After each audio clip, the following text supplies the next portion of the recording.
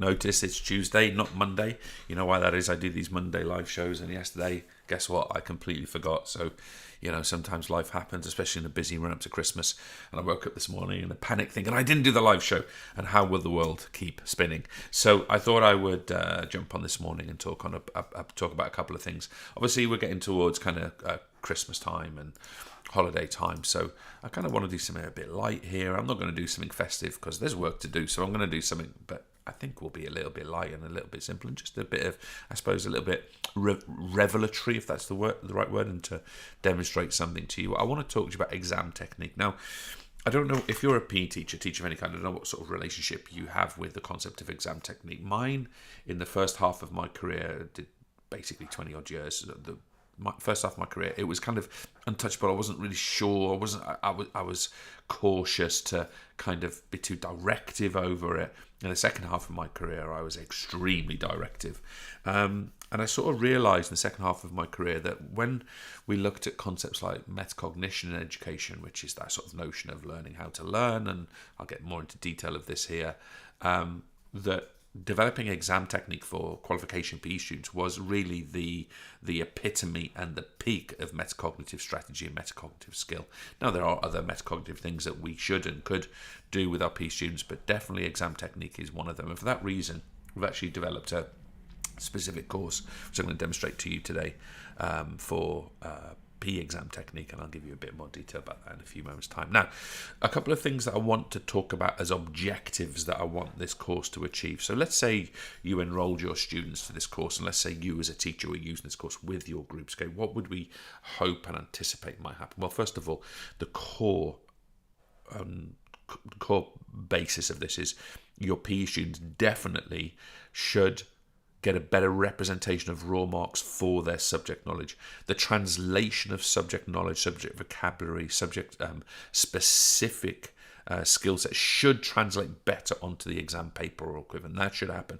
So you should find you get a bump in raw mark performance on average per student. That we're pretty confident that's going to be the case.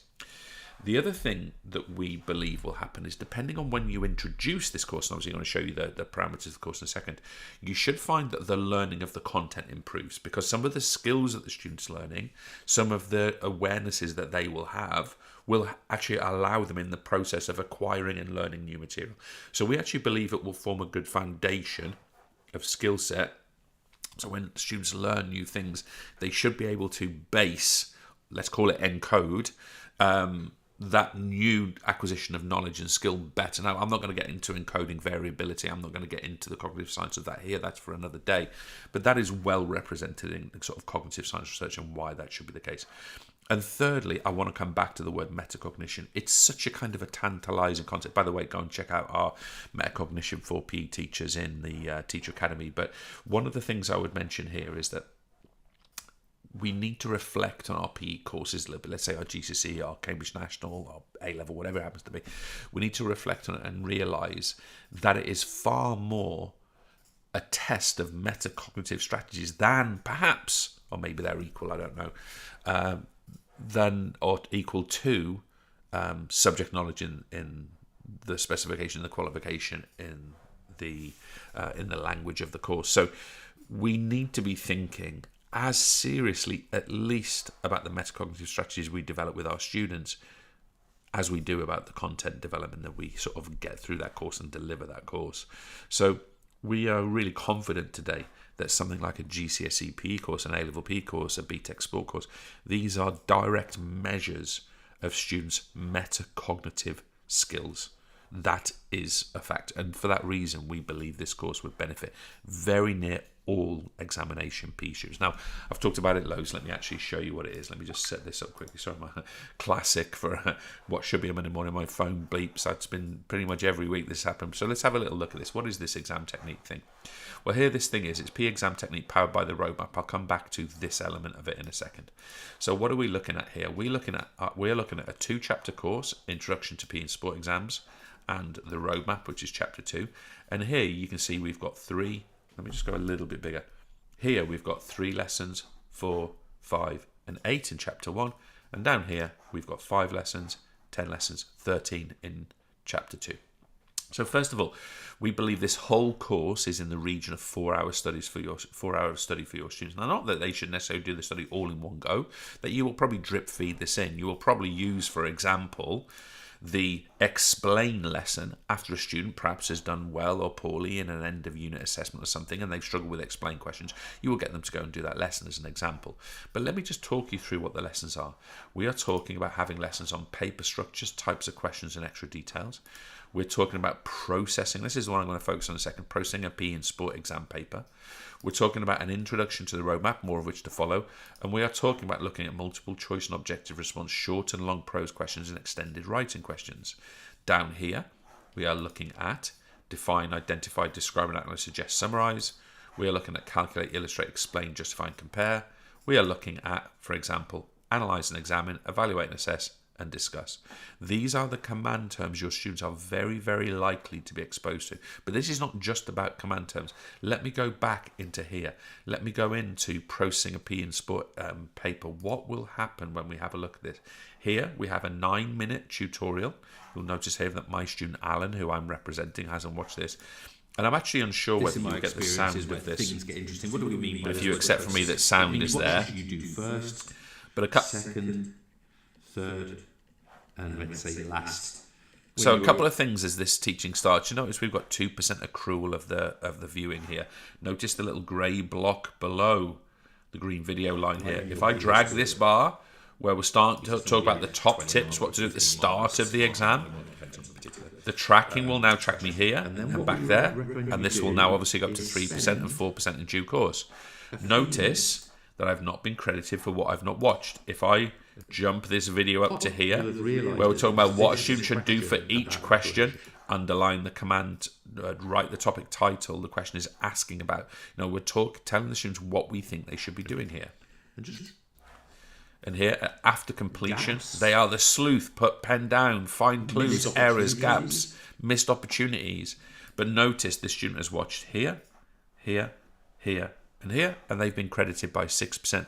Remind yourself that students can also make notes on this.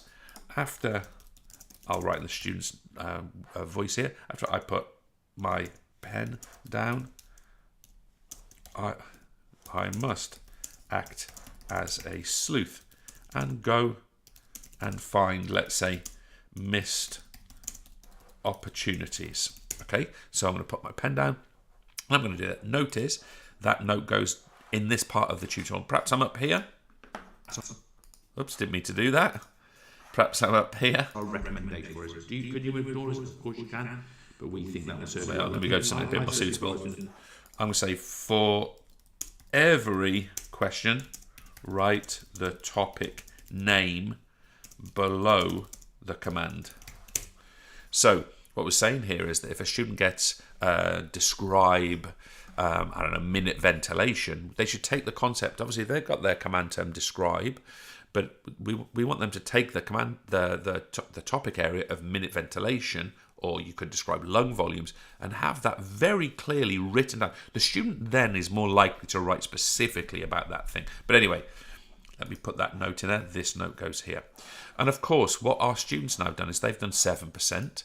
And I want you to notice that if we go back into here, I can also quiz on this. I can do practice quizzing. Just so you know about practice quizzing. Practice quizzing is doing questions based on that lesson. But I don't have a timer, and my notes are available to me. So it helps me do these questions. There's my feedback. I got that one wrong. This one, I'll go here, here, here, and here. I'm just guessing these, by the way. I'm not actually reading the question. There's my feedback. I was wrong. Let me see if I can get one right. Which of these top tips before starting the exam? Complete the front cover of the exam paper entirely. Only add your name to the front cover. Write some brief notes on the front cover. Only add your candidate now. So I think it's that one. So there we go. There's my answer, and there's my correct feedback there, and so on. So practice mode works like that. Now, if we come out of practice mode here, you'll notice that I've also got test mode available. What is test mode? Test mode is when I do a series of questions, but now notice that I am time restricted on these questions. My notes have vanished on these questions. I am doing these questions and I'm getting my feedback, but it's time restricting me. Just one note of observation I would make here. You'll notice, for example, this question is 1 minute 15.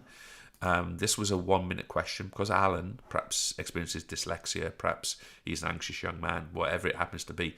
He's been given 25% extra time. You can do that in the platform as well. But we'll say sleuth, we'll say further, we'll say clues, we'll say exam. I'm wrong. I know I'm wrong, but there's my answer and there's my feedback. Obviously, what's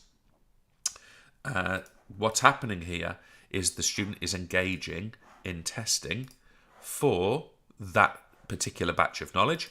And finally, notice throughout the course we've got these yellow checkpoints, checkpoint 1, checkpoint 2. Now checkpoint 2 all the way down to checkpoint 6 down here.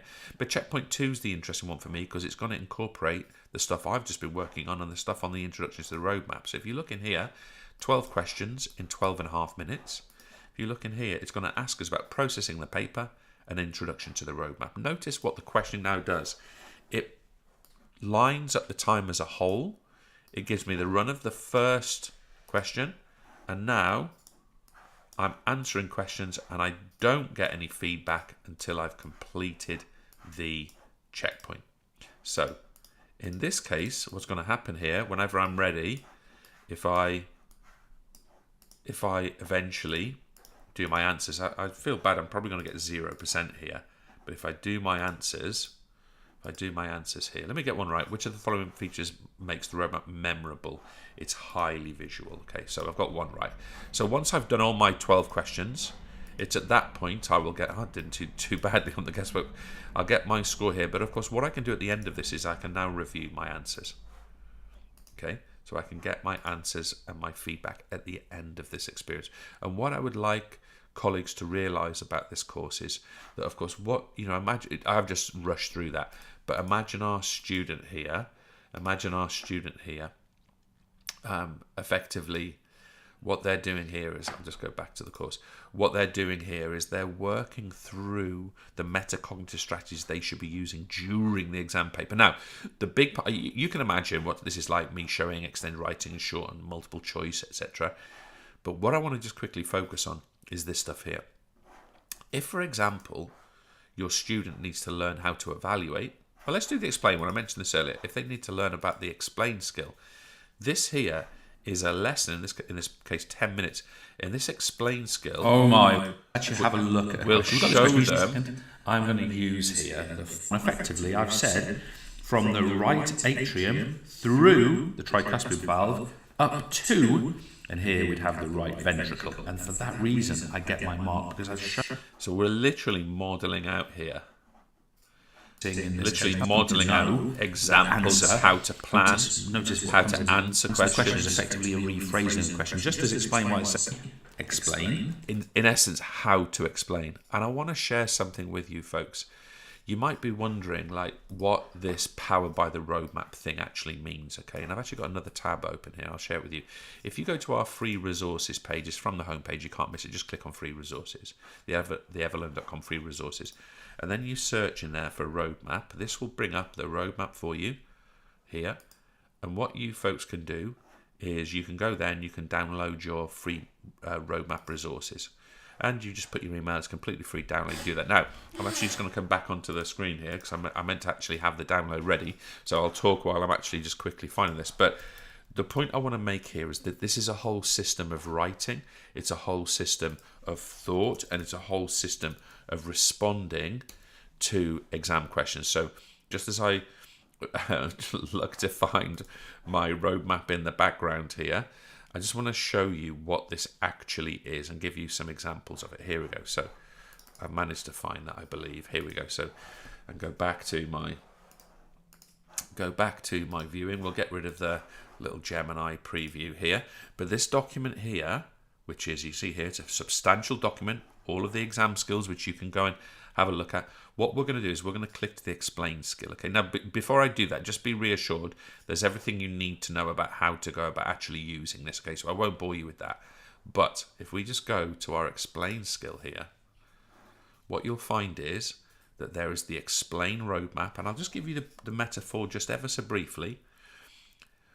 The visual representation of the skill works like this. The student is answering a question, and the road represents the idea that they have, right? They're traveling in this vehicle in order to get to the mark, in this case this little yellow fella here. they have to perform this skill. And this skill comes with this language here. So if we were asked to say, explain why muscles need to contract, we would say they contract, skill, because they need to apply force to bone. There would be our first mark. We use our because. Therefore, comma, they're made up of contractile proteins in the form of filaments, and so on and so on. Excuse my phone. We could keep going, but the point is, in order to reach the mark, they have to cross this skill bridge. And there's the suggested skill language, not meant to be exhaustive, of course, but down here as well, you've also got a writing frame. So you can imagine if my student was writing here, what did I just say? Explain why muscles are contractile. I can't remember how I worded it. You'd say they are contractile. Skill language would be because they need to apply force to bone.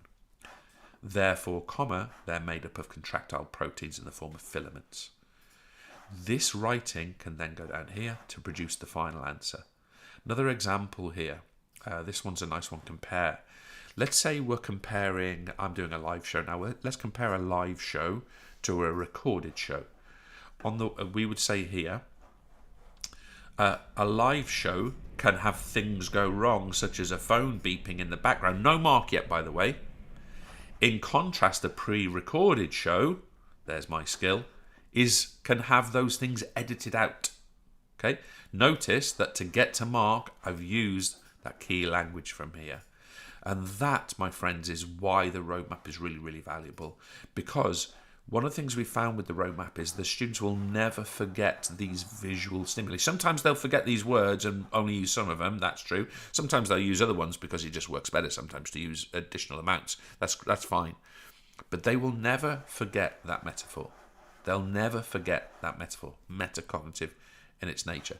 So what I want to do is just go back to here, and I just want to open one of these lessons. Let's open the explain lesson. And here, that lesson teaches them the exact skill of explaining. I also want to mention that the writing frame I've just downloaded as a zip file, that exact writing frame here has just been downloaded, so I can use that as my notes and my sort of reference material for the lesson. But here, of course, what I can do is when I go back to this, of course I can learn that material, but the other thing I can do here is I can go into that. I'll do it as a test. I can literally do questions about explaining. And that then, the tendency for me to remember this stuff is then extremely high. Explain questions can take three forms. We get how, we get why, we get what. We get because, we get which of these is a possible alternative way of explaining an explain question, describe why. Now, just to be clear, in the video we said we don't like the examiners using describe why, but examiners do it sometimes, so it's effectively a synonym, so we put that in there. That would be because. A very simple quizzing, but of course what is happening here is it's encouraging the student to think very specifically about the explain skill, just as it would for the evaluate skill and the discuss skill, etc. I will show you the evaluate one because I think it's one of the most sort of visually relevant ones. In fact, I'll show you it here on the roadmap first. If I just zoom my way down, excuse me, burning your eyes with a scroll, but if we just zoom down to here, this one's a really nice one. Look what a student has to do this time. They travel on the bus. I'll go in the British way and go around the left-hand lane.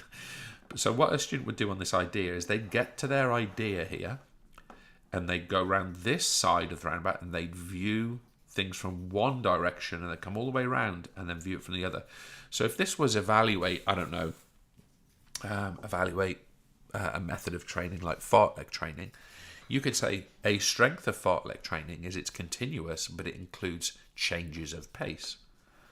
On the other hand, which is of course the weakness now looking here, it's more complicated than you've got more thought just doing continuous training. So we're looking at both sides. And notice, once we've done that a few times, depending on the scale of the question, of course, we ask the students to go and reach a conclusion. And the conclusion is part of that evaluative answer. And there's the key language. And there's the evaluative writing frame. Now, folks, what I would say to you, without meaning to be sort of too kind of like cocky about it, is just ask the simple question: would that help your students demystify their exams? Would it help where you're doing an exam autopsy, for example, and a student struggled with evaluating, or maybe they're running out of time in the paper, maybe they're not checking their answer at the end, whatever it happens to be? Would it help those students in those situations to improve those skill sets? Will those skill sets then translate to marks in the exams? Yes, yes, yes, yes. So that's where we want you guys to seriously consider enrolling your students onto this course and getting them doing the tutorials, setting it as assignments. And remember, in our platform, you can literally set this as homework, classwork. It will do the rest for you. Okay, so that's what we'd like you to be aware of this December. What is it, 23rd? I thought it would be useful to show you that. And yeah, PE exam technique powered by the roadmap. We're really proud of it.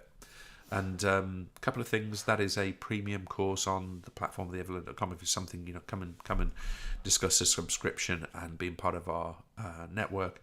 And for those of you that are current subscribers, that is part of what we call our gold package. So if you want your students on that, you might need to look at a little bump. Many of you are already on that gold package. It's there waiting for you.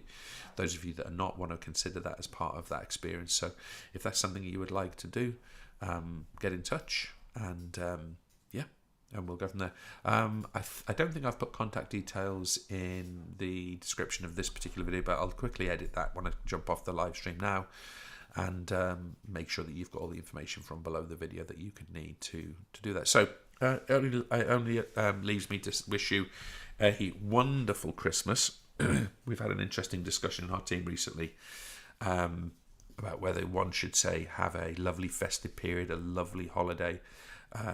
I mean all of those things, but I also mean have a wonderful Christmas. Why? Why would I do that? Because the emphasis on the wonderful. I want you guys to have a great time, whatever you're celebrating. Yeah, and it's a nice message, isn't it? So we should be more confident to say it. Have a wonderful Christmas. Have a wonderful holiday. Have a wonderful celebration of any kind that you're having. The emphasis on the wonderful. The emphasis on being with your family and your loved ones. The emphasis is being away from work. Enjoy all of that, and we'll catch up with you for live shows. When's my next one? Monday, I suppose, the 29th of December. I haven't even thought about that one yet, but we're going to be doing it, so I'll see you then. Cheers, folks. Have a wonderful, wonderful, wonderful, wonderful Christmas. Take care.